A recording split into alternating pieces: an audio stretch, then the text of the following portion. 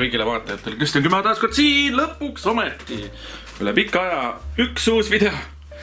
Nii et jah, ma ei ole kuhugi kadunud, mul on lihtsalt hästi palju tegemist olnud ja nüüd on aega moment korjaks väike update teha teile. Ma ei hakka tegema praegu update'i kõikidest asjadest, mis ma olen vahepeal muretsenud, neid on hästi palju olnud, aga otsustasin, et teeme ühe väikse update'i selle kohta, mis on minu loomakasvatusest saanud. Kes ei tea, siis meil on Dexter on maale viidud ja mõned päevad tagasi sai ta ka ära kastreeritud, nii et nüüd on natuke nohutud, vast ei lähe nii palju küla peale ulkuma. Saab natuke rohkem lahti ka olla, võib-olla muutub natuke rahulikumaks.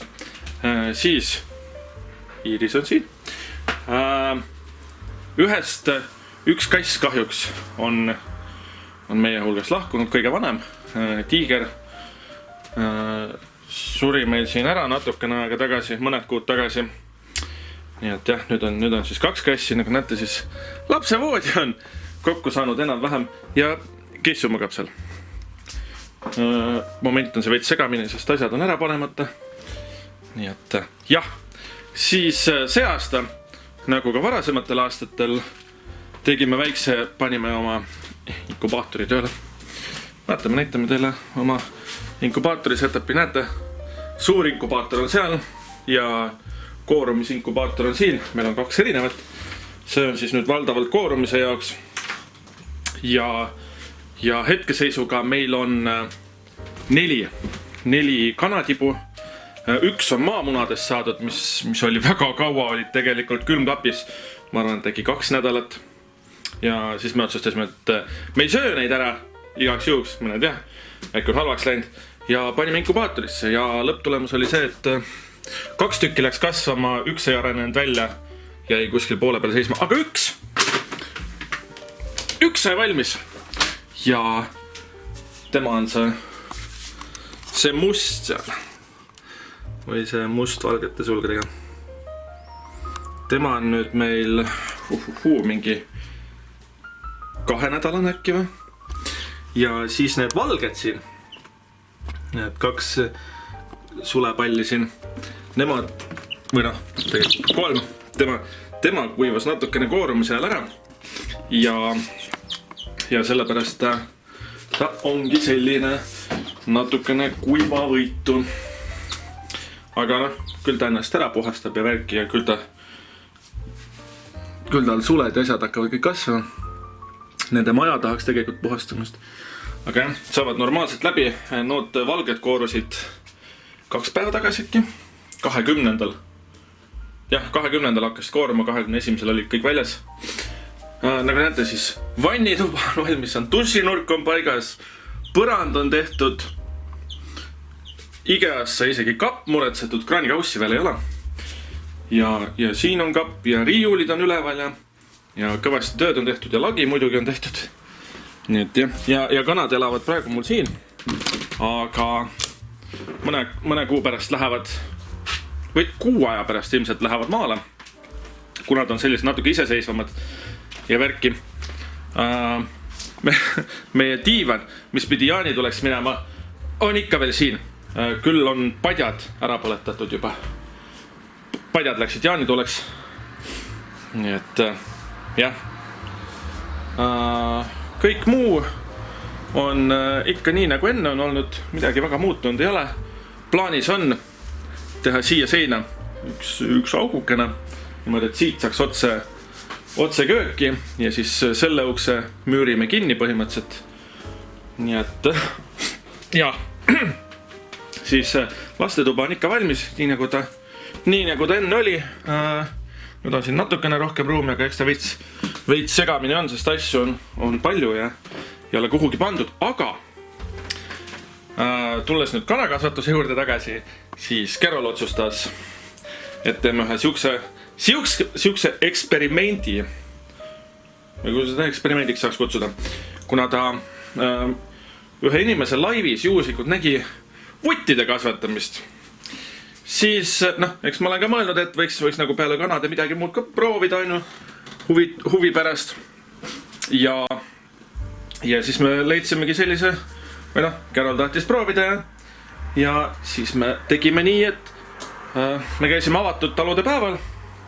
Seal oli vutikasvatus ka ja me saime sealt karbitäie vutimune. Tegu oli vabakasvatuse vuttidega, nii et oli lootus, et äkki sealt midagi tuleb. Vutid läksid meil sisse 16. ehk siis nad on nüüd nädal aega olnud. 10 päeva veel. Ja siis peaks hakkama nad kooruma. Ja kus ma tean, et nad hakkavad kooruma, sellepärast, et ma vaatasin taskulambiga ja mingi värk toimub. Üks muna oli maha kukkunud, seda näitame ka kohe. Ja paistab, tundub, et suure tõenäosusega meil tuleb vutte. Ja kuna meil on jänesed maal, siis me saame kasutada seda jäneste puuri, seda sinise põhjaga restiga puuri vuttide jaoks, sest nende jaoks on see piisavalt suur. Mul läheb see inkubaator, läheb ära, koristame siit kõik ära ilusti. Siis saab siia piisavalt ruumi, et vuttide jaoks siia teha oma koht. Kuna need on pisikesed, siis on neid võimalik kasvatada. Nii et jah, aga ma ei ole Carolile veel näidanud seda, aga kui te nüüd mõtlete, et kus ma tean, et siit vutid tulevad, sest ma pole kunagi neid kasvatanud ja me isegi ei teadnud, kas munad on viljastatud või ei ole, siis meil on siin see üks maha kukkunud muna. Kasutasin neid meditsiinilisi näpitsaid siin, et koor oli mõraga. Otsustasin siis vaadata, et kas need kasvavad või ei. Ja nagu te näha võite, ma tean, see on veits õudne. Aga nagu te näete, siis ilmselgelt on need vutimunad arenema hakanud. Me näeme siin 2 silma. Ja noh, ta maha kukkudes ilmselt sai surma või hukkus. Nii et jah, see oli täiesti valutu surm, sellepärast et närvirakke ja siukseid asju ei ole. Aga me näeme, et silmad on täitsa olemas, mis tähendab seda, et ka ülejäänud vutimunad arenevad seal. Ja meil on palju neid. Meil on ligi 15. No nüüd on 15. Mis meil seal oli? 8 oli ühel pool, 10. Okei, seal on rohkem kui 15. Seal on mingi 20 vutimuna. Nii et ütleme, et kui sealt mingi 5 vutti tuleks, see oleks ülikõva. Aga nii palju, kui ma valgustasin, siis mulle tundub, et neid tuleb rohkem kui 5. Nii et jah, üks kahjuks hukkus, aga jah, nii et selline update, et ma ei tea, mis edasi saab. Äkki me anname need vutid kellelegi ära, vaatame, äkki keegi tahab või midagi. Nii et jah. Siis üks asi veel. Mulle helistati politseist. Saate aru? Mitte, et ma midagi valesti oleks teinud. Ei teinud otseselt. No, otseselt ei teinud valesti. Tehniliselt ei oleks tohtinud seal nagu nii keegi parkida. Aga kuna meil on maja ääres parkimisega täiesti peetis, meil ei ole kohti lihtsalt ja pargitakse põhimõtteliselt willy-nilly lihtsalt, on ju, siis enamus teab, et minu koht on seal üldiselt otsa peal. Ma tavaliselt pargin sinna, sest sinna keegi teine väga ei pargi peale minu. Ja kunagi pole kellelgi mitte mingit probleemi olnud sinna parkimisega. Ma olen alati parkinud sinna kogu aeg, kellelgi pole mitte midagi olnud, keegi pole mitte midagi öelnud kunagi. Kõik on jumala okei olnud justkui. Ja siis paar päeva tagasi mulle helistatakse politseis, et kas see Subaru on teie oma? Ma olen nagu, on. Siis ma olen nagu, et mis toimub, on ju, tulen see akna peale, vaatan, on ju. Nii, siis räägitakse, et tuli kaebus, et auto on seal nurga peal ja sealt ei näe välja ja bla bla bla. Tegelikult, kui siit parklast üldse välja sõita, siis kui sa tahad sinna vasakule sõita ja juhipoolne iste on just siinpool, kõnnitee pool, siis sa reaalselt ei näe välja. Seal on nähtavus on veel halvem, kui sealt nurga pealt välja sõites. Ja kellelgi pole probleeme olnud. Ma olin nagu, et okei, ma sõidan ära siis. Et jah, nüüd siis tuleb koosolek, aga mida ma peaks tegema? Kas ma peaks ise nüüd politseisse helistama või? Sest nüüd pargib keegi teine seal. Mida ma peaks tegema? Kas ma peaks nüüd ise politseisse helistama või?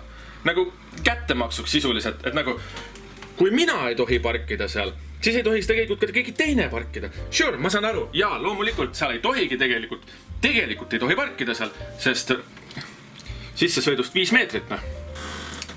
Aga noh, sealt on nähtavus nagunii nii putsis, et sealt ei näe midagi nagunii välja.